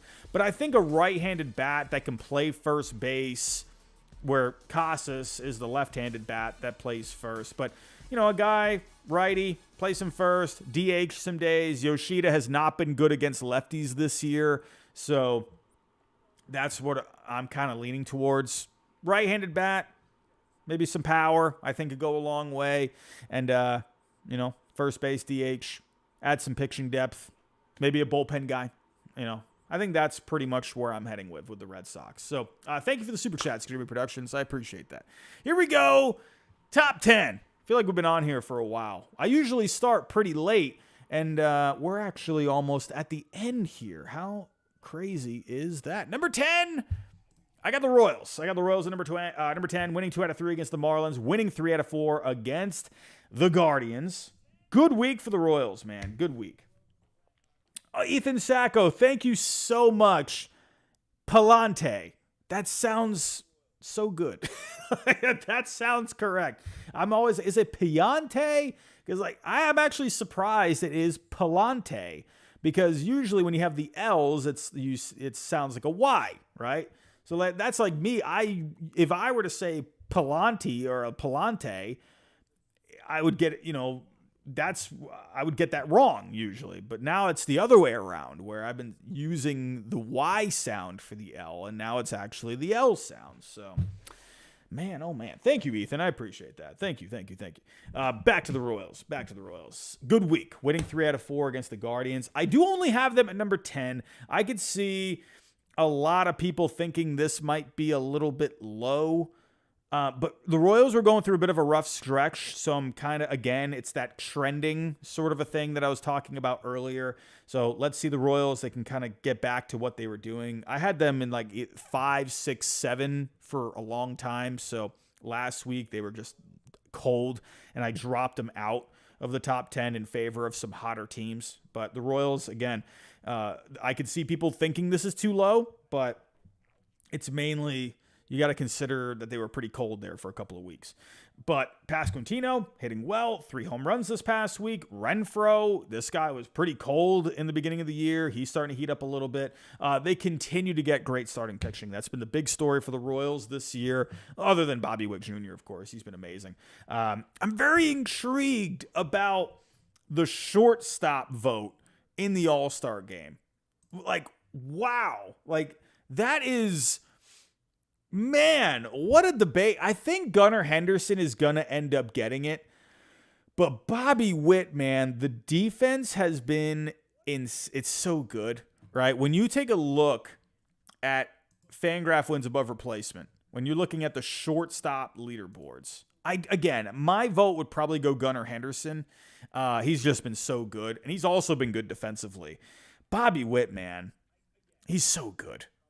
So good. I do lean Gunner, but Bobby Witt, man, he is really good. He definitely deserves some consideration. So, pitching for the Royals has been great. Seth Lugo, what a pickup, man. What a pickup. 6 innings, 10 strikeouts against Cleveland today. He's 11-2, a 2.17 ERA in 18 starts. Should Seth Lugo start the All-Star game? Does that sound crazy? How crazy does that sound? Should Seth Lugo start the All-Star game? I mean, when you're looking at the American League, right now, it hasn't updated. You got to wait for it in the morning. So also remember, right? People aren't really looking at, FIP and, the advanced metrics when it comes to voting, right? You're looking at ERA, you're looking at strikeouts, So Houck, I also think with the clunker that Houck had this past weekend, that did not help him out at all. So I think Houck is probably not going to end up getting the starting nod. Garrett, Crochet, while the strikeouts have been amazing, I feel like that ERA could be a little high for some people. Reagans has been all around solid, but that, again, the ERA might look a little high. I think Skubal is a really good chance to be the All-Star game starter. ERA is at a 2.32, but he's also striking out a lot of guys. He's 9-3. That's another thing. People look at the record when it comes to that. 9-3, that's a pretty good-looking record.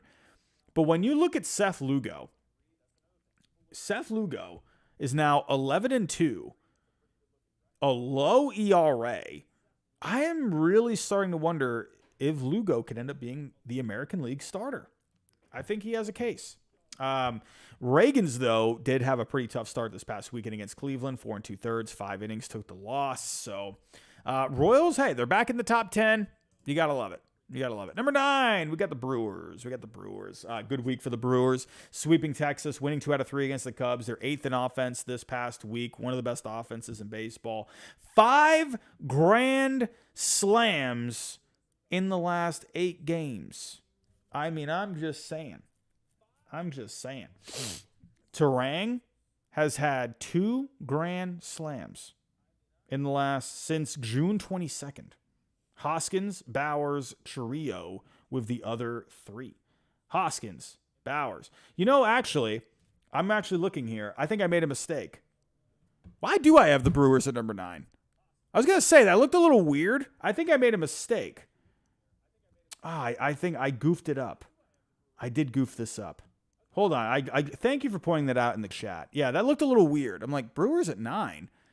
I think I goofed it up, everyone. Hold on a second. We're going to fix this. Because I'm even looking at my notes, and they are definitely not number 9 on my notes. Apologies. Hold on one second.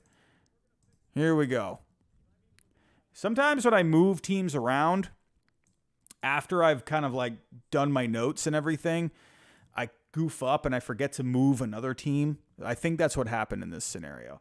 So I'm trying to think. Who did I have? I believe, okay, so that makes sense. Yeah. Let me fix this. Let me fix it. I had the Padres at number 9. The Padres were at number 9. They also had a really good week. Sweeping Washington, winning 2 out of 3 against the Red Sox. But the Padres, again, they've kind of been that team that's been hovering in that, 14, 13 to 10 range. So still not fully sold on the Padres, but I have high hopes for them, but I'm still proceeding with caution a little bit with the Padres. But the Brewers, I definitely had at a better spot. I can't remember if I had the Brewers. They're definitely at least at 8. I really goofed this up, everyone. Really goofed this one up. Okay, so I think what I did, I think I had the Brewers I had them at 7. Wow, I really messed this one up. Because I forgot to switch it back on my notes. There we go. So I think at number 8, I'm sorry, everyone. I usually don't mess up like this. Well, no, I think I do sometimes. Here we go. Almost there. Okay.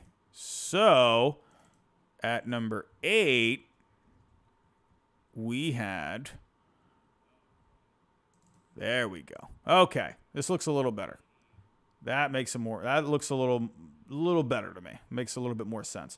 I had the Twinkies at number 8, and I had the Brewers at number 7. All right. So, where should I start here? I guess I was already talking about the Brewers, so I guess we're going to kind of go in reverse order here. But for the Brewers,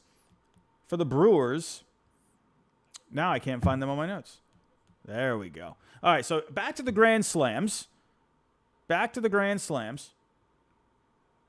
Grand Slams in the last 8 games. That's insane. My goodness. I can't think of a team that's done that. I don't know if I can even think of one. Peralta looked great again today. 7 innings, 2 hits, 2 earned, 8 strikeouts. Bryce Wilson, 6 shutout against Texas. Tobias Myers, quality start. No decision against the Cubbies. Brewers, hey, they continue to be one of the better teams in Major League Baseball. So let's get back to the Padres here. I had the Padres at number 9. Hey, good week for the Padres. Sweeping Washington, winning 2 out of 3 against the Red Sox. 5th in offense this past week. Machado's hot. 3 home runs this week. 2 home runs on Saturday. Jackson Merrill. Hey, we talked about him a lot today. Good series against the Red Sox. Hot this month. Hitting very well. But on the year, hitting .321. These are the stats for this month. .321 on the month, .345 on base, .624 on the slugging, 9 homers, 21 RBIs. I think Jackson Merrill should be a finalist for the All-Star Game voting. I think he got snubbed quite a bit. Michael King had a good start against the Red Sox this week. 6 innings, 1 earned. Dylan Cease, 7 shutout innings against the Nationals. Padres, I think they're really good. Again, kind of waiting a little bit. Jerry, I highly disagree with that. I do like the Brewers at number 7. I'm not going higher than number 7, though. I'm not going higher than that. Absolutely not. Number 8, let's talk about the Twins. Again, They've been a hot and cold team, but I feel like they've been a bit more hot lately, right? Because they were kind of going week to week. Hot week, cold week, hot week, cold week. They've been a little hot now for a long time. We are not doing a poll. Absolutely not. Here we go. Where are the moderators? Where are the moderators? We can't be spamming in the chat. Byron Buxton's been red hot, 10th in offense this past week. This guy is going crazy right now. Hitting over 500 with a 1,300 slugging in the last 7 games with 4 homers and 11 RBIs. Byron Buxton, this is a guy I've always had high hopes for, and he just can't stay on the field. When he's healthy and when he's feeling good, this guy's an absolute monster at the plate. Carlos Correa, Miranda, hitting well. Lopez pitched really well this past. He's actually been pitching really well in his last couple of starts here. Taking a look at him, 2-0 in his last 2 starts with an ERA at 0.64. Pablo Lopez, man. Gotta love what he's doing. Got off to a bit of a slow start this year, but pitching really well lately. Bailey Ober has been pitching really well as of late. Against Seattle this weekend, 6 innings, 1 earned, 9 Ks. I had a back-to-back against Oakland. Pitched well in both, right? He had a complete game against Oakland a couple of starts ago. 2 earned, 10 Ks. And then in the other start, he had 6 1/3, 1 earned, 8 Ks. A total of 20 1/3 innings, 4 earned, 27 strikeouts in his last 3 starts. So Bailey Ober pitching really well. Okay, we're caught up now. At number 6, I got the Braves. I actually got the Braves. This might be a little weird to some people. I think the Braves are about to get going. I think they are. And hear me out here. So, tough start to the week. Losing their series against the Cardinals, but winning 2 out of 3 against the Pirates. I think the Braves, they're about to get going here. I think they're about to get on a bit of a streak. Offense was a little cold this past week, but Jared Kelenic, he's been looking pretty good. Had a home run off of Skeens this past weekend. Riley with a couple of homers. You got Murphy, Ozuna, Albies, Olsen not fully clicking here. But I think this Braves offense is about to get going. I think they're going to get it going here because they also got, listen, for the Braves, the starting pitch, I'm losing my train of thought here. The Braves right now, their starting pitching has been amazing. Second in starting pitching over the last couple of weeks. Chris Sale looked really good against the White Sox. 7 innings, 1 earned. Fried, 6 innings, 1 earned against the Pirates. Lopez, Morton picking up wins. So the one question with this Braves team lately has been the offense. It's been the offense, right? But this pitching is doing really well right now. Fried looked awesome against Skeens. Sale just keeps doing what he's doing. Lopez has been great all year. I think this offense, once they get their main guys going here, I think they're going to start clicking. So maybe you could put the Brewers in this spot. Yeah, I could see the Brewers, obviously, because they had themselves a pretty good week. But for me, I'm just feeling, I don't know. I just feel like the Braves are really going to get moving here. I'm liking it. Moving on. Number 5. We got the Yankees. We could do a poll here. This could be a position for a poll. Because you could make the argument here. You could make the argument for the Guardians, right? The Guardians were red hot there for a little while. Red hot. But they lost 3 out of 4 to the Royals, right? And I know people are going to say, oh, Royals are at number 10. But, the Guardians, losing a series, it happens, right? But lately, they've just been hot. So I could see some people saying the Yankees at 5. I could see the Guardians at 5. I could see them flip-flopping. So, I don't know. I'm going to put a poll for this one. I'm seeing people in the chat, Brewers over the Braves. I'm not doing it. I'm just feeling the Braves a little bit more right now. Yeah, I like the Brewers and, all the grand slams that they're hitting. I'm going with a little bit more projection there. I'm feeling just better overall about the Braves. So let me actually look here.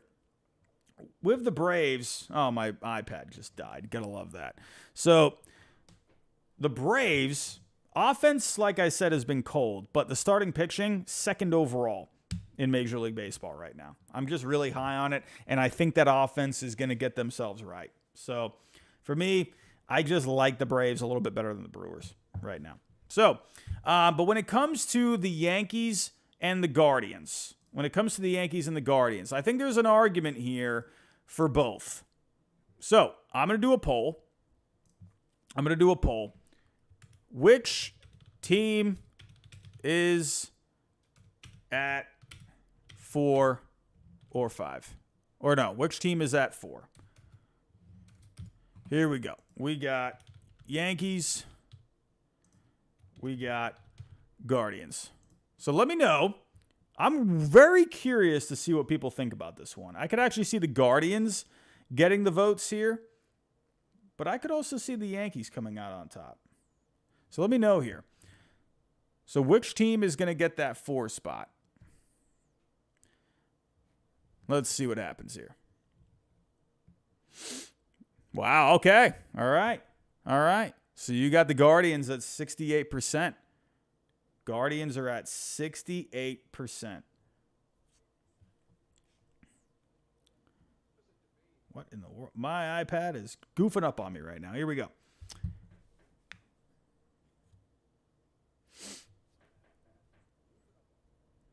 Wow. So you all are thinking 65% for the Guardians. 64%. So yeah, I'm thinking right now, the Guardians have just been playing really well lately. And when you look at the Yankees, right? The Yankees losing 2 against the Mets in the beginning of the week, splitting with Toronto, but then you look at the Guardians and, again, they ended their week in such a lame way, losing 3 out of 4 to the Royals, right? Guardians offense, they're 7th this past week. But J-Ram continues to have a great season, 4 home runs this past week. Bybee pitching really well, 2 innings, 12 innings, or 2-0, 12 innings pitched, 3 earned in his last 2 starts. Gavin Williams, he is back. Tristan McKenzie, he got optioned though, right? And I think Guardians fans are very happy about that. Had an ERA above a 5, 6.45 FIP, But when you look at the Yankees, on the other hand, they've been very up and down lately, right? 3rd in offense overall, but they were getting a little cold there, right? Juan Soto, he was he missed a couple of games, but Aaron Judge still doing his thing. Aaron Judge is having a ridiculous year. 31 home runs on the year already. Aaron Judge is on pace for another 60 home run season. I mean, we're witnessing some history right now, everyone. Aaron Judge is out of his freaking mind.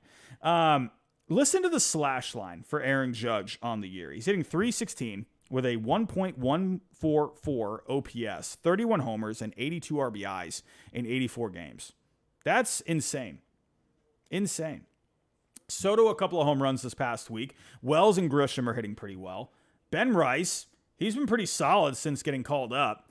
Hitting .273 with a .375 on base. The pitching has been a big problem for the Yankees lately, though. Big problem, right? Garrett Cole, since his return, you knew Cole, you knew he was going to have some rust, right? 8 earned, 8 innings between the Orioles and the Mets. Today looked a little better, 5 innings, 1 earned. Rodon, Heel, they got rocked. Cortez, pretty ineffective, though, against Toronto. So I think with the Yankees, their pitching hasn't been very good. The Guardians, their pitching has been a little bit better. Offense has been, I would say, the Yankees over the last few games, they've been putting up some runs, but the Guardians, their offense has been pretty good too. So, you can make an argument, I think, for both here. I think I will stick with it this way. I think the Yankees at 5, Guardians at number 4. I think, again, though, but you look at the Guardians just this past weekend, losing 3 out of 4, right? But the Yankees, they got really cold there for a little bit. But I think the Yankees are about to turn it around. I do think there is an argument for the Yankees to be at 4. I do, right? When you look at the rankings, when it comes to offense, pitching, even defense, right? I think you can make that argument for the Yankees. But I think you want to see the Yankees start to get a little more hot. I think you will see the Yankees back in that top 3 at some point. But for right now, I'll stick with it. So, number 3. I think I'm getting tired. I don't know what happened to my brain. It's just not working.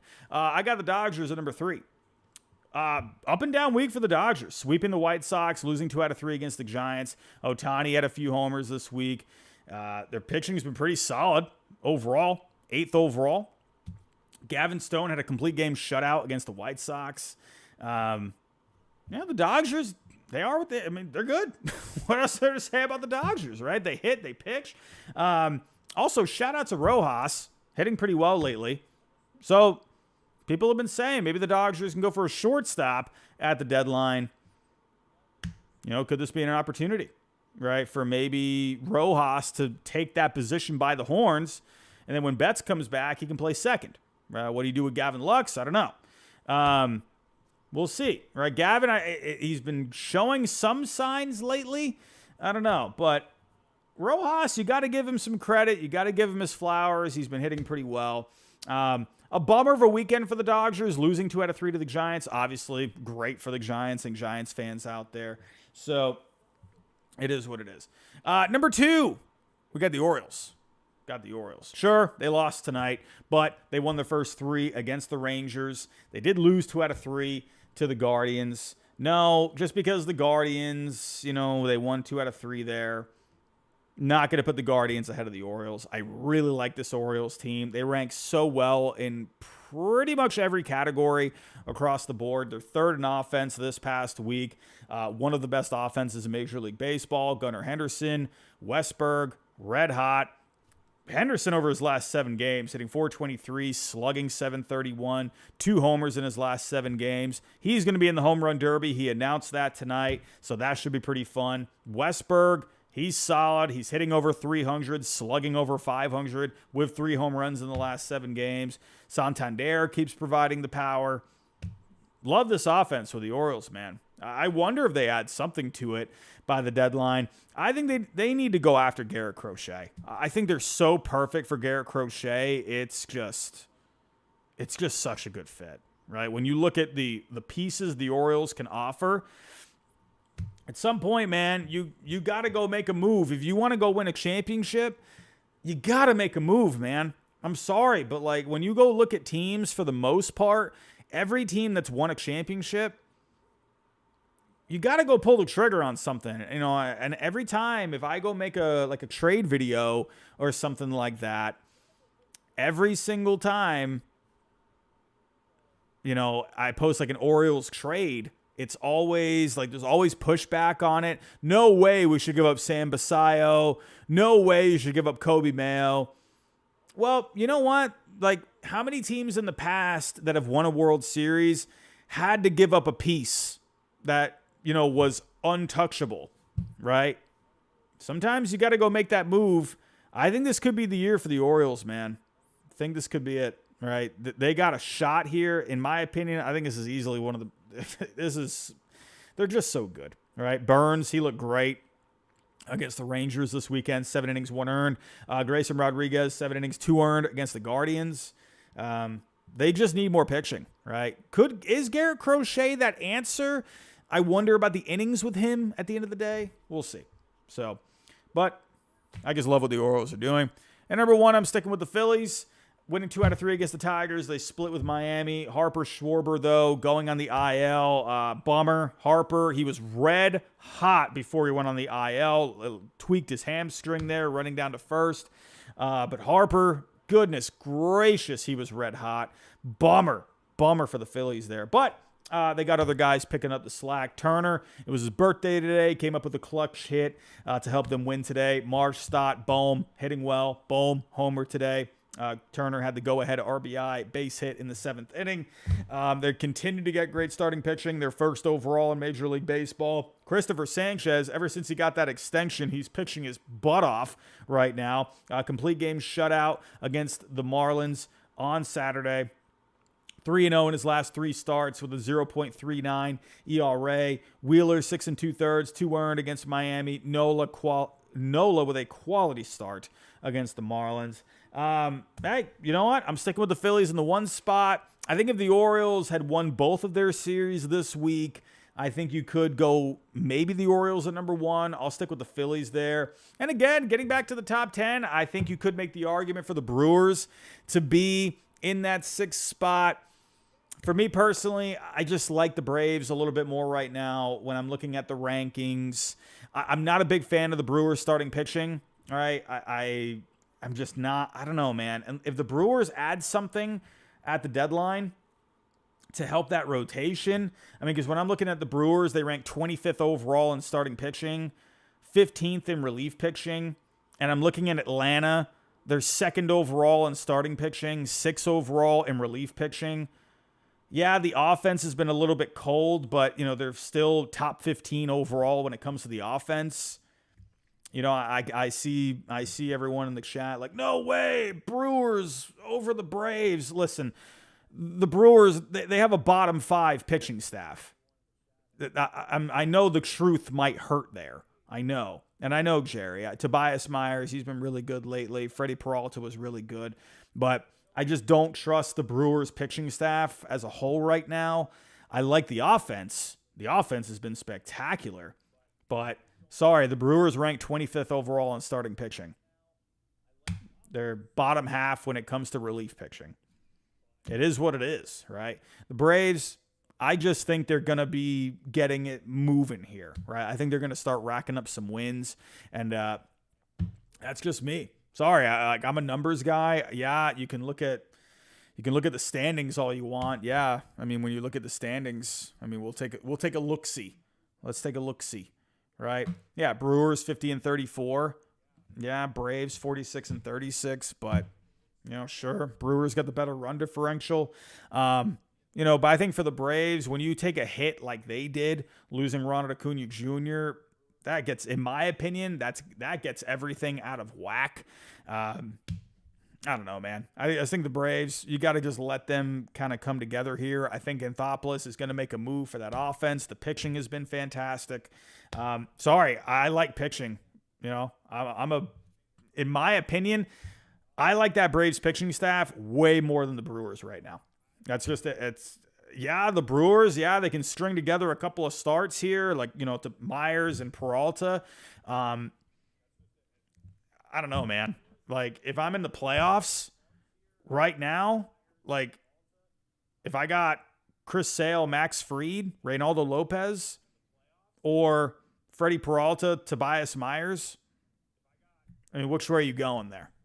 I mean, I don't know, I don't know. I trust the Braves bats to get going. That's just my opinion. So, Drew 03, I see that too. Brewers bullpen, yeah, pretty good. Yeah, it's pretty good. It's not bad, right? It's not great.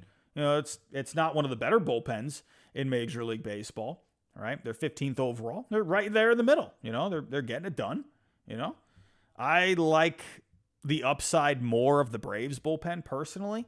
And Anthopoulos, I just trust that Anthopoulos is going to go make a move. Yeah, sure. Maybe the Brewers right now, you could give them a slight edge right now, but I also look at projection too, if that makes any sense. I'm not trying to hate on the Brewers. I've liked this Brewers team, man. I really like them a lot. I just like projection better for the Braves right now, at least. Right now, I could wake up tomorrow and have a completely different opinion. I think we had a super chat come in. We had a couple super chats. Sound FX, $10 super chat. Braves at number 6. All right. Lost to St. Louis and the White Sox, but beat Pittsburgh at home. Offense is still inconsistent. Pitching is good. 3 versus San Fran, then 3 versus the divisional nemesis Philadelphia Phillies. Ian Anderson rehab in August. Wow, I actually completely forgot about him. Wow, that'd be nice. That'd be a nice pickup there for the end of the year. So, yeah, sound effects, man. I know I went on a tirade there. I think the Braves, man, I think they're going to get it going. I think they will. So, Drew 03, $4.99 at this current point in time. An entire year, the Brewers have been far better than the Braves. Early in the year, I don't agree with that. Justice for the Brew Crew. That chat wants a poll. Let's do a poll. You've been asking for the poll. Let's do the poll. Let's do them. Maybe I'll make an audible. Let's see what the poll looks like. I could actually see this poll going very, very heavy in the Brewers' favor, but I will let you decide. Let's do the poll before I get out of here. Let's see. Let's see. What is it? 6? Number 6. Braves. Brewers. Let's see what the poll says. You asked for the poll. You got your poll. What do we got? Oh, man. Brewers heavy. Oh, no. Braves are catching up a little bit. What do we got? Will the Braves make a comeback in the poll? We will see. It looks like the Brewers are going to hang on to us. Here, I'll make you a deal. Next week, if the Brewers have a better week than the Braves, I will apologize. And I will say I was wrong and I should have put the Brewers higher. I will throw myself out there and I will say, wow, I was a dummy. I was a potato brain schmuck. I will be the first one to say I was wrong. That's the bet that I'm going to make for everyone. But if the Braves win, have a better week, don't say I told you so. So I will apologize to you next week. So, do the Brewers play the Rockies this week? Oh no. Oh, bad deal on my part. But I love the Brewers. I do. Seriously, how many grand slams was that again? Are you kidding me? What was it? 8? No, 5 grand slams in the last 8 games. That's insane. And Terang too? With 2 of them? Come on. That's so good. Brewers offense, that's one thing I'm actually very hyped about with the Brewers this year is the starting pitching has always been that one thing with the Brewers, right? Not just starting pitching, but, good bullpens too. But the offense was always bad. I know I've said this like a million times, but it's just so amazing seeing what the Brewers are doing offensively this year. I've been waiting for it because they have these bats. They're 7th overall when it comes to offense, right? 7th overall. You never saw that with the Brewers, like ever. Like last year, they were in the bottom 10 every single year. So, hey, love that with the Brew Crew. Andrew Lee, $1.99. Padres should be higher. Dodgers lower. I'm not there yet. Andrew. I'm not there. I think you could. Listen, I'm liking the Padres right now. I think the Padres are in a pretty good spot. I think it's a pretty good spot. I think 9 is appropriate for the Padres. I think you could say maybe 8, but the Twins have also been playing really well, so I'll stick with it for now. Again, it's power rankings. If you're in the top 10, you're doing something good. So, anyway, everyone, I'm going to get out of here. I'm tired. I'm starting to lose my train of thought here. I'm sleepy. So, we got to get this wrapped up. Tomorrow, I will be doing a trade deadline preview.